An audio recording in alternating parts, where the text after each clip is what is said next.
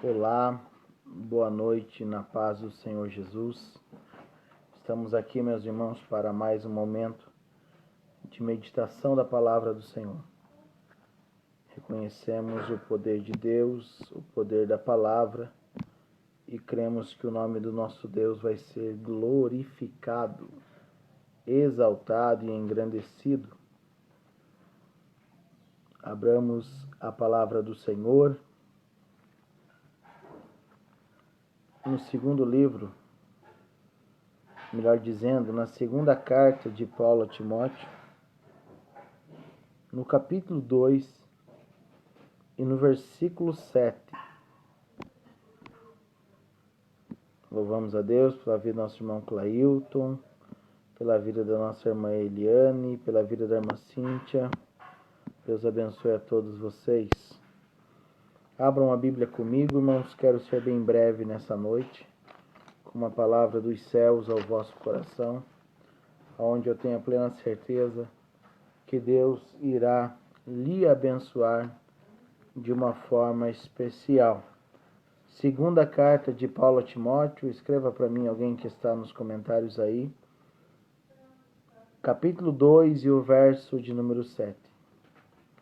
Glorificado e exaltado seja o nome santo do Senhor. Um texto muito interessante para o dia em que nós estamos vivendo. Gostaria já que você fosse compartilhando essa live para que mais pessoas viessem a ser alcançados pelo poder da palavra do Senhor Jesus. Amém?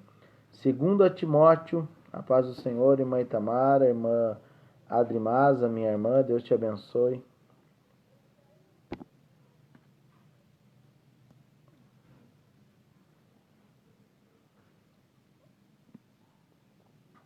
Deus abençoe a todos vocês, em nome de Jesus. 2 Timóteo, capítulo 2, versículo 7. Alguém escreve para mim nos comentários fazendo favor. Acabamos de chegar em casa, estávamos ali no templo, também orando por uma família abençoada. E neste momento nós vamos compartilhar com vocês essa mensagem. 2 Timóteo, capítulo 2, versículo 7. Diz assim a palavra do Senhor.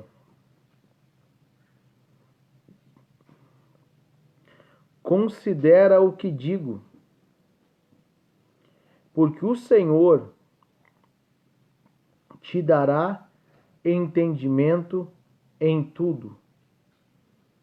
Considera o que digo, porque o Senhor te dará entendimento em tudo. Amém? Grave isso. Considera o que digo.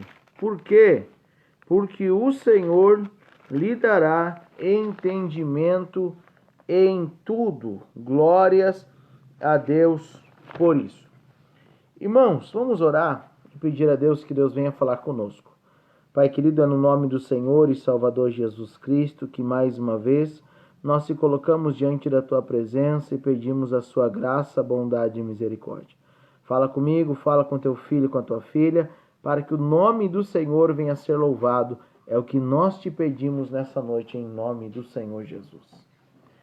Irmãos, Paulo chama Timóteo de filho. Paulo é considerado um pai na fé para Timóteo.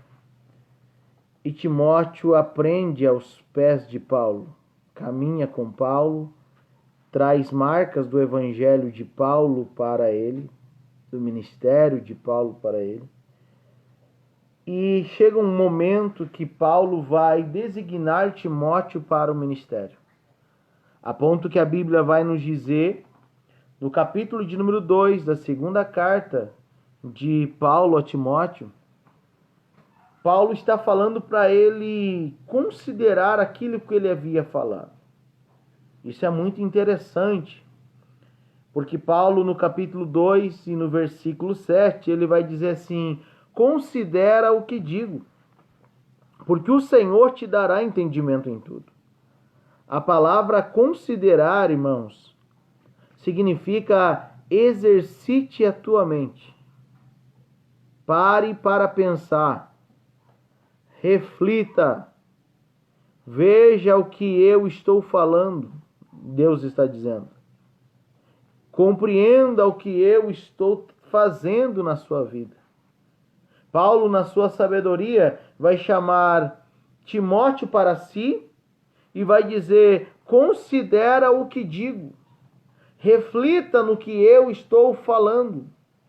Pare para pensar naquilo que eu estou te ensinando.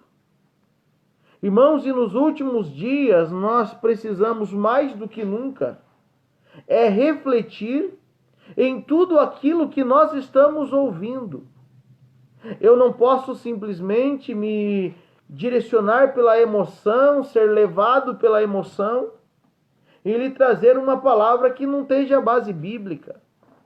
Então eu preciso considerar, você precisa considerar o que eu estou falando. E eu preciso considerar tudo aquilo que eu estou ouvindo.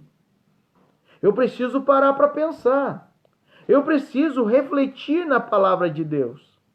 A palavra de Deus, ela é poderosa. A palavra de Deus, ela é digna de toda a glória, de toda aceitação.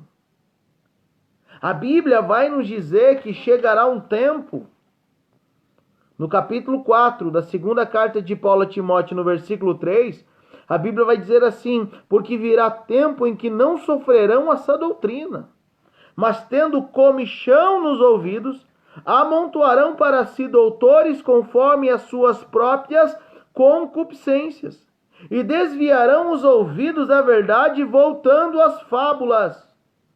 Ou seja, Paulo está dizendo, Timóteo, chegará um tempo que o povo não vai querer ouvir mais a palavra, porque eles vão ter como se fosse comichão nos ouvidos, e eles vão correr atrás de pessoas que ensinem a palavra do jeito que eles almejam ouvir.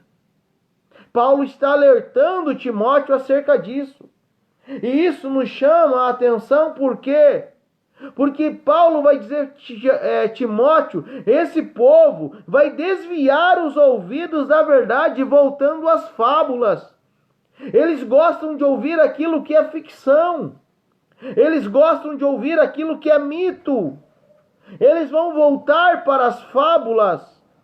Eles vão abandonar a verdade, a doutrina, a didaquê, o ensino, a base bíblica.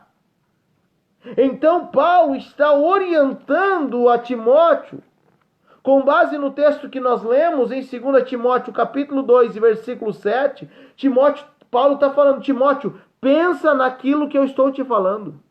Reflita naquilo que eu estou te ensinando. E nós olhamos, irmãos, para a palavra do Senhor e vamos perceber o que Paulo fala do capítulo 2, do versículo 1 ao versículo 6.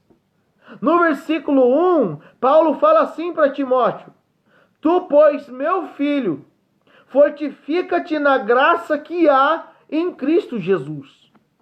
Paulo está falando para o Timóteo, que é considerado um filho na fé, está falando para ele: fortifica-te, cria força, cria resistência, cria graça na sua vida.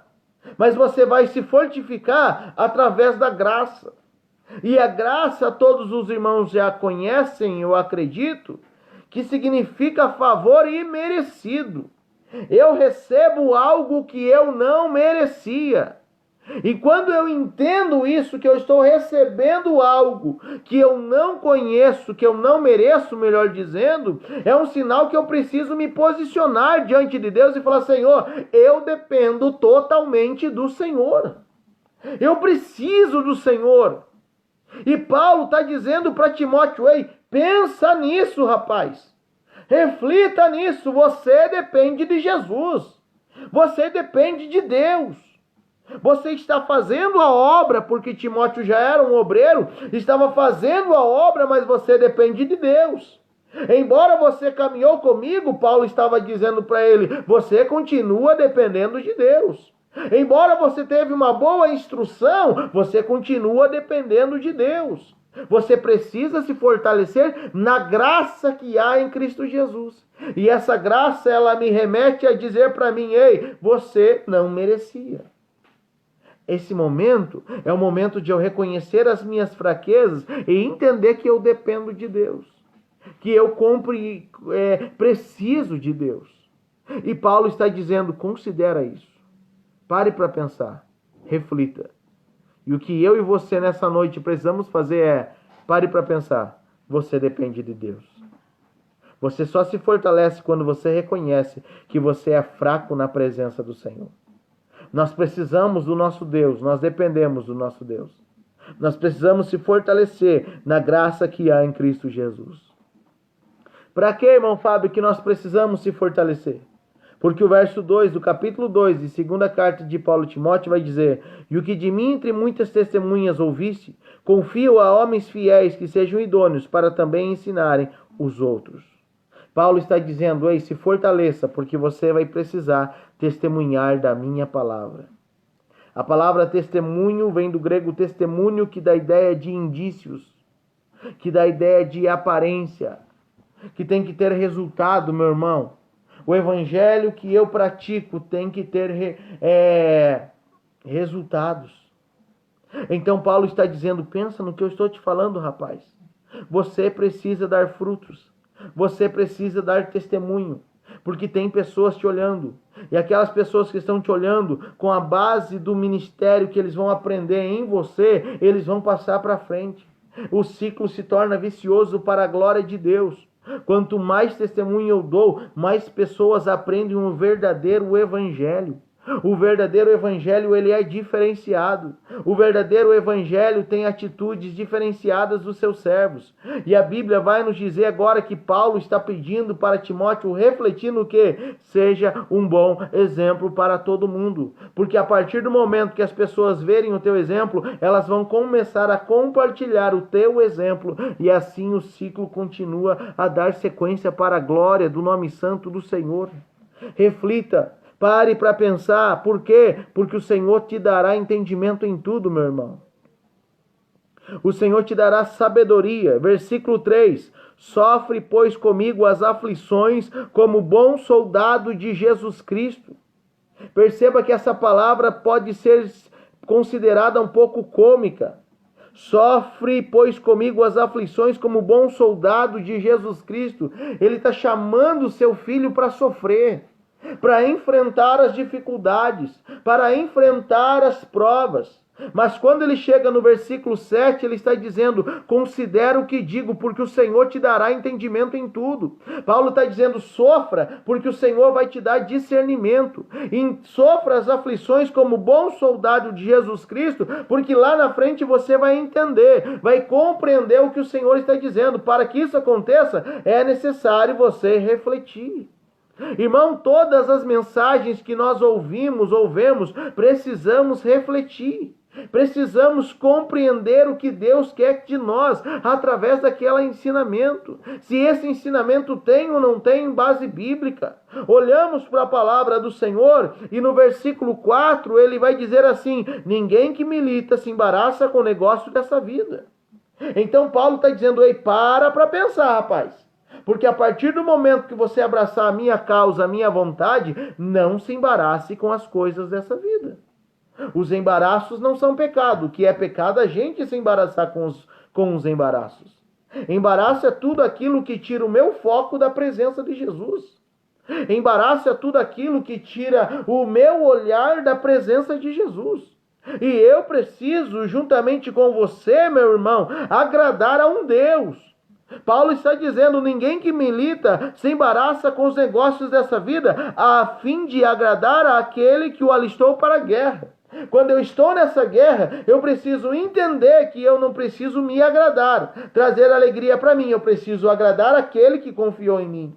Se o Senhor te convidou para uma obra, você não precisa se preocupar com a tua alegria. A tua alegria virá no tempo certo. Descansa o teu coração. Mas no momento da guerra, da prova, eu e você precisamos pensar em agradar a Deus. Por isso Paulo fala: considera o que digo. Pense e reflita. Sofra as aflições, mas se você entender que você não pode se embaraçar, você vai agradar aquele que te alistou para a guerra. Glórias a Deus por isso. Louvado e exaltado seja o nome santo do Senhor. E no verso de número 5, Paulo está dizendo: e se alguém também milita, não é coroado se não militar legitimamente. Ele está dizendo: se você abraçou a causa, você precisa ser sincero. Você precisa ser sem máscara. Você precisa ser legítimo, porque você tem que agradar aquele que te alistou para essa guerra. E você precisa militar legitimamente. Glórias a Deus. Paulo está chamando Timóteo para a reflexão. Às vezes, nós pregamos uma mensagem tão pentecostal que você nem refletir naquilo que é falado, você reflete. Você não para pensar. Você só vai comendo, mas não se alimenta. É como se fosse um saco vazio, enche e vaza. Um saco furado, enche e vaza, enche e vaza. Mas quando eu começo a refletir na palavra de Deus, o nome do Senhor é glorificado. E Paulo tinha um propósito para Timóteo. Timóteo, eu não quero simplesmente que você leia a minha Bíblia, a minha palavra. Eu quero que simplesmente você considere. Exercite a tua mente. Pare para pensar, pare para refletir. E aí você vai ver a diferença na sua vida. Paulo vai dizer assim para a gente encerrar, porque hoje a gente quer ser bem breve. 2 Timóteo, capítulo 2 e versículo 6. O lavrador que trabalha deve ser o primeiro a gozar dos seus frutos. Eu quero lhe dizer algo nesta noite para a tua vida. O Senhor está dizendo: acalma o teu coração. Você está pensando: eu estou fazendo muito e não estou vendo o resultado. Eu estou trabalhando muito e não estou vendo o resultado. O Senhor fala: se acalme. Reflita. Reflita no momento. Reflita nessa situação adversa que veio sobre a tua vida, mas que também veio sobre a humanidade. É tempo de refletir. É tempo de pensar. É tempo de questionar algumas coisas. Mas ter a certeza que o nosso Deus está dizendo: calma. Tudo aquilo que você está plantando, filho, você mesmo vai ser o primeiro a colher. Isso é bom e é algo a se refletir. Porque Paulo fala no versículo 6, preste atenção comigo nessa noite.